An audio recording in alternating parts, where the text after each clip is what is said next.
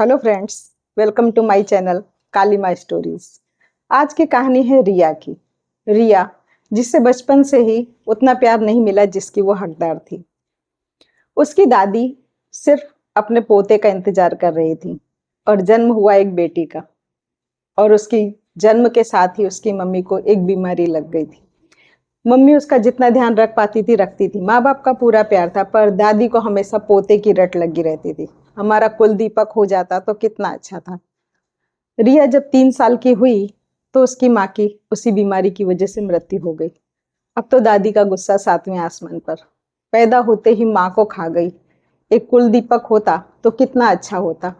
वो छोटी सी बच्ची इस बात को समझती भी नहीं थी कि दादी क्या कह रही है। वो जब होता दादी के पास जाने की कोशिश करती, पर दादी झिड़क देती, जा मेरी नजर से दूर हो जा। पैदा होते ही माँ को खा गई, क्या मुझे भी खाएगी?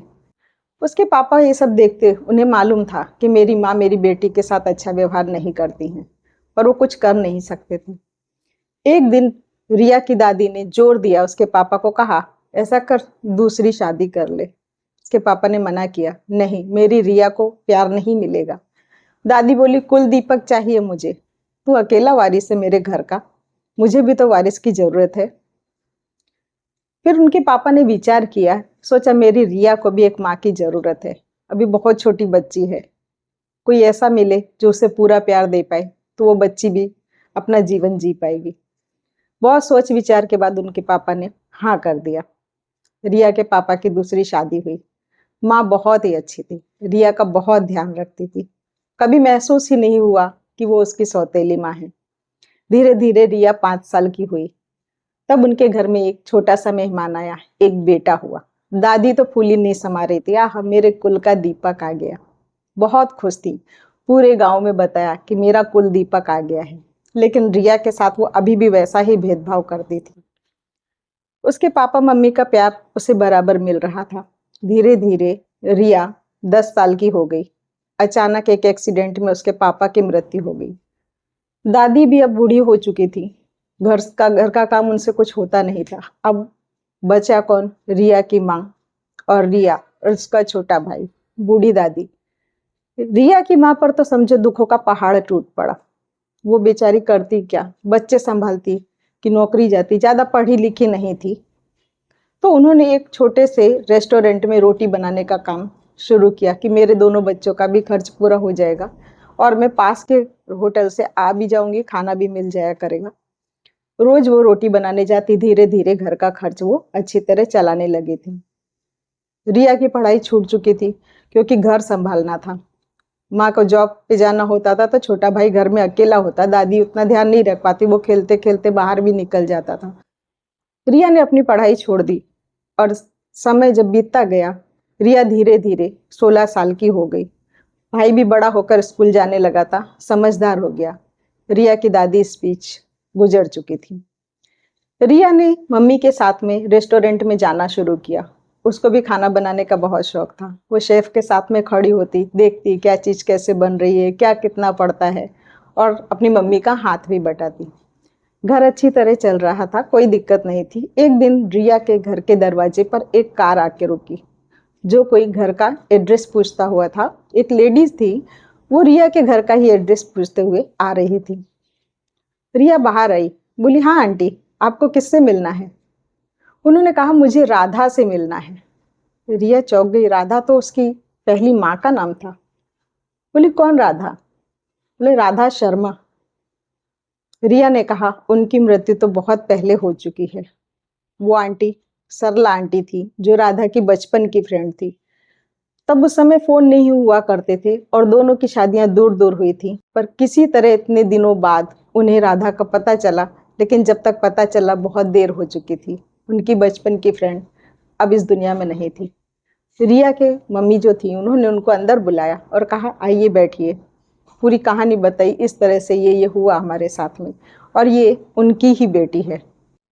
सरला आंटी ने रिया को बहुत प्यार से अपने पास बुलाया और बिल्कुल अपनी बेटी की तरह प्यार दिया। फिर वो उसके बाद वहाँ से चली गई। कुछ दिनों बाद वो फिर से उस घर में आई और रिया की मम्मी से कहा कि ये बेटी आप मुझे दे दो। रिया की मम्मी चौंक गई, मैं बेटी दे दूँ? अब मैं कुछ समझी नहीं आप क्या कहना चाहती हैं।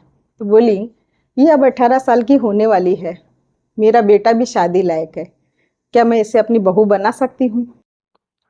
रिया की माँ खुश हो गई, बोली इतने अच्छे परिवार में अगर मेरी बेटी जाती है तो मुझे क्या ऐतराज हो सकता है। रिया की माँ और सरला आंटी ने मिलकर उन दोनों की शादी करवा दी। रिया अपने ससुराल यानी सरला आंटी के घर पहुंची। अब सरला आंटी उनकी सास बन चुकी थी, बहुत प्यार करती थी वो रिया से। उस घर में उसे बहुत प्यार मिला, पर उसे महसूस होता था कि उसका पति उसे उतना प्यार नहीं देता जिसकी वो हकदार है। एक दिन उसने पूछा कि क्या कारण है, आप मुझसे दूर दूर इतना क्यों रहते हो? उसने कहा कि ये शादी मैंने मेरी मम्मी की मर्जी से की है, मुझे तो बहुत एडवांस चाहिए थी अपनी वाइफ, और तुम सीधी साधी हो। रिया को बुरा तो लगा, लेकिन हंस के टाल दिया। वो घर बहुत अच्छे से संभालती थी, परिवार को पूरा अच्छे से रखती थी, इसलिए घर का प्यार उसको पूरा मिल रहा था। उसका पति अब डॉक्टर बन चुका था और बेंगलोर में उसकी जॉब सेटल हो गई। वो वहां से ट्रेनिंग के लिए जाने वाला था कि थोड़े दिन की ट्रेनिंग है, उसके बाद वो पूरी तरह से अपने जॉब पर सेटल हो जाएगा। रिया की सास सरला आंटी ने कहा इसको भी साथ में ले जाओ। वो बोला नहीं माँ, अभी थोड़े दिन साथ रखो, 1-2 साल आपके साथ रहेगी, उसके बाद मैं वहां सेटल हो जाऊंगा, फिर लेकर के जाऊंगा। सरला आंटी मान गई, यानी रिया की सास, ठीक है अभी तुम सेटल हो जाना, फिर रिया को भी वहीं सेट कर देना। धीरे धीरे 1 साल निकल गया। रिया एक छोटे से बच्चे की माँ बन चुकी थी। उसका नाम अर्नव रखा था उन्होंने। फिर भी वो जब भी आते बहाना बनाते रिया के पति, अभी नहीं माँ, थोड़े दिन और, थोड़े दिन और, ऐसा करके बेटा 3 साल का हो गया। बेटे का एडमिशन भी करा दिया, लेकिन रिया के पति उसको साथ ले जाने के लिए तैयार ही नहीं होते थे। उसकी माँ भी बहुत जोर देती, बेटा कब तक यहाँ रहेगी? बोले मैं हर छुट्टी में तो आता हूँ, क्या दिक्कत है, मैं पूरी तरह सेट हो जाऊंगा तो ले जाऊंगा, ये वहां अकेले रहेगी और यहाँ आप लोगों का ध्यान कौन रखेगा? घर वाले मान जाते कि हाँ चलो कोई बात नहीं, कुछ तो मजबूरी होगी इसकी, इसलिए नहीं ले जा रहे हैं। अर्नव को लेकर के रिया रोज स्कूल छोड़ने जाती, लेकर आती। वहीं रिया की मुलाकात एक रीना दीदी से हुई। रीना दीदी भी अपने बेटे को लेकर के आती थी और 2 घंटे वहीं इंतजार करती थी, और प्ले स्कूल में बच्चे खेलते कूदते फिर दोनों अपने अपने घर चले जाते। इसी में दोनों बहनों की तरह उन दोनों में प्यार हो गया, रिया में और रीना में। रीना का बहुत बड़ा रेस्टोरेंट था, बहुत अच्छी उसमें चलता था, सिटी का मेन बेस्ट होटलों में गिना जाता था। और रिया भी अपने परिवार में बहुत खुश थी, अच्छी वेल सेटल्ड फैमिली थी इनकी, दोनों के घर आना जाना भी शुरू हो गया। इसी बीच रिया के हस्बैंड का बर्थडे आ रहा था। वो तैयारी कर रही थी कि मेरे पति आएंगे, पर तभी कॉल आती है कि मैं इस बार बर्थडे पे अपने घर नहीं आ पाऊंगा। सरला आंटी ने बहुत कहा कि क्यों भाई, क्यों नहीं आ पाओगे, ऐसा क्या है, सिर्फ एक दिन के लिए आ जाओ। बोले नहीं, मेरा यहाँ बहुत जरूरी मीटिंग है उसी दिन, इसलिए मैं नहीं आ पाऊंगा, सॉरी। रिया ने सोचा क्यों ना इस बार मैं ही जा करके सरप्राइज दूं। रिया ने ये बात अपनी सास सरला को बताई, वो भी खुश हो गई, तुम जा पाओगी अकेली? रिया बोली हाँ, इतना तो मैं कर ही सकती हूँ, क्यों नहीं जा सकती, मैं अर्नव को लेकर के उनके पास जाऊंगी, वो भी मिलकर खुश हो जाएंगे और हम लोग उनका बर्थडे भी सेलिब्रेट कर लेंगे। बेंगलोर की टिकट बुक करी, लखनऊ से बेंगलोर, ये लोग लखनऊ में थे, और रिया वहां पहुंची उस एड्रेस पर जो आकाश ने दे रखा था। बेल बजाई, तभी एक छोटी सी 2 साल की बच्ची बाहर आई, जो कुछ बोल भी नहीं पाती थी ठीक से। वो बाहर आई खेलते खेलते, तभी उसके पीछे एक लेडी आई। उसने पूछा हाँ कहिए, आपको किससे मिलना है? रिया ने बोला कि मुझे विकास से मिलना है। विकास उसके पति का नाम था। वो लेडी बोली आपको विकास से क्यों मिलना है? तभी पीछे से देखा कि विकास दौड़ता हुआ आ रहा है, और बात संभालते हुए बोला हाँ मैडम, मैं आपका जो क्लाइंट है कल मैं देख लूँगा, प्लीज़ आप कल आइएगा, ये मेरी पत्नी है और आज हम लोग अपना बर्थडे सेलिब्रेट कर रहे हैं। रिया को बहुत आश्चर्य हुआ कि ये क्या कह रहा है विकास, पर वो समझ गई कि कुछ तो बात है जो विकास उसे बताना नहीं चाह रहा था। वो पीछे पलटी और गेट से बाहर निकल गई अपने बेटे को लेके। विकास ने अपनी पत्नी जो जिससे वो दूसरी शादी कर चुका था उसको अंदर जाने को कहा और दौड़ता हुआ लगभग गेट के पास आया और रिया से कहा, सॉरी, ये बात मैंने तुम सबसे छिपाई। मैं इस लड़की को पहले से ही पसंद करता था, लेकिन माँ ने मेरी शादी ज़बरदस्ती तुम्हारे साथ करवा दी। लेकिन मैं तुम्हें भी दुखी नहीं देखना चाहता। मैं तुम्हें पूरा उसी तरह का सम्मान दूंगा, उसी तरह का प्यार दूंगा जो एक पत्नी को मिलना चाहिए। रिया ने ना में सिर हिलाया, पर वो अभी कुछ कहने की लायक नहीं थी, कुछ कह नहीं सकती थी, उसके मुंह से शब्द नहीं निकल रहे थे। वो वापस अपने घर चल दी। दूसरे ही दिन विकास भी वहाँ आ गया और सारी बात अपने माँ पापा को बताई। उसकी मम्मी अब कुछ नहीं कर सकती थी, जो होना था वो तो हो चुका, क्योंकि उनके भी एक बेटी हो चुकी थी। विकास ने कहा, मैं तुम्हें महीने के 50,000 रुपये दूंगा। तुम अपने बेटे का यानी हमारे बेटे का भी और घर वालों का भी सिर्फ ध्यान रखो, पूरा हक और पूरे सम्मान के साथ। मुझे यहाँ पर कुछ भी नहीं चाहिए, सिर्फ मुझे मेरी लाइफ जीने दो। रिया ने कहा, बहुत समझौते किए हैं मैंने ज़िंदगी में, अब और समझौता नहीं करूँगी। मेरा स्वाभिमान भी कोई चीज़ है, अब मैं अपने स्वाभिमान के साथ जीऊँगी। रिया ने अपने बेटे का हाथ पकड़ा और वहाँ से चल दी। थोड़ा आगे बढ़ने पर उसे लगा कि मैं जाऊँगी कहाँ। तभी उसे रीना दीदी की याद आई और वो रीना दीदी के पास गई, सारी बात बताई। रीना दीदी ने कहा, ऐसा करो, तुम मेरे घर पर ही रहो। रिया को खाना बनाना बहुत अच्छा लगता था। वो उनकी मदद करने लगी उनके होटल में शेफ के साथ में, और धीरे धीरे काफ़ी कुछ बहुत अच्छा, पहले से भी अच्छा होटल अब उनका चलने लगा था, क्योंकि खाना पहले से ज़्यादा स्वादिष्ट बनता था। रीना दीदी की छोटी बहन को यूट्यूब में पोस्ट करने का बहुत शौक था। वो रिया की रील बनाती थी और पोस्ट करती थी।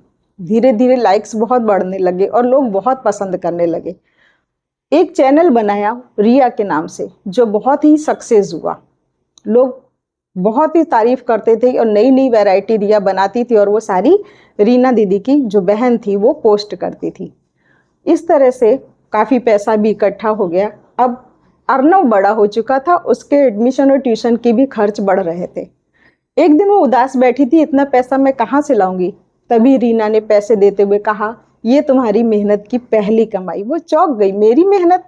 बोले हाँ, मेरी छोटी बहन जो तुम्हारे पोस्ट डालती है ना, ये उसका पैसा आया है। रिया खुश हो गई, आज मेरे स्वाभिमान का फल मुझे मिल चुका है। उसने वो पैसा पूरा खर्च किया और अच्छे से एक ट्यूशन क्लास में अर्नव को डाला। अर्नव की पढ़ाई बहुत अच्छी चल रही थी, यूट्यूब में उसके चैनल भी बहुत अच्छे चलने लगे थे, लोग पसंद करते थे। अब रीना दीदी की छोटी बहन की शादी नज़दीक आ गई थी, अब वीडियो कौन डालेगा।